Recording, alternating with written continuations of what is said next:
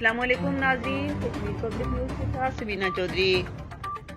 भारत के गैर कानूनी जेर कब्जा जम्मू कश्मीर में खुद जमाती हुर्रियत कॉन्फ्रेंस ने नाम नहाद स्टेट इन्वेस्टिगेशन एजेंसी SIA की तरफ से छापों और सियासी कारकुनों की बिलाजवाज गिरफ्तारियों में तेजी पर अपनी गहरी तशवीश का इजहार किया है। हुर्रियत कॉन्फ्रेंस के जनरल सेक्रेटरी मौलवी बशीर अहमद जुल्फानी ने श्रीनगर में जारी बयान में कहा कि गिरफ्तारियों में इजाफे का मकसद मकबूजा इलाके में आज़ादी पसंद अवाम को खौफजदा करना है। उन्होंने कहा कि SIA ने 20 नौजवानों की गिरफ्तारी के अलावा जमात इस्लामी के अमीर अब्दुल हमीद फयाज और तंजीम के दीगर सीनियर रहनुमाओं से 8 घंटों तक तवील पूछताछ की।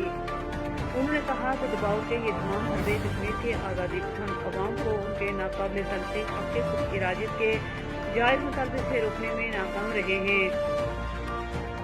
कश्मीर न तो अमन व अमान का मसला है और न ही जमीन का तनाज़ा है, जबकि ये खालिस्तान एक सियासी तनाज़ा है। बशीर रिजवानी ने अक़वाम मुत्तहिदा सेक्रेटरी जनरल अंतोनियो गुतेरेस पर जोर दिया कि वो तनाज़ा कश्मीर को हल करने में मदद करें और मकबूजा इलाके में बेगुनाह शहरियों के मावरा अदालत बिलाजवाज गिरफ्तारी और इंसानी हकूक़ की खिलाफ वर्जी से भारत को रोकें। न्यूज़ अपडेट्स के लिए पब्लिक न्यूज़।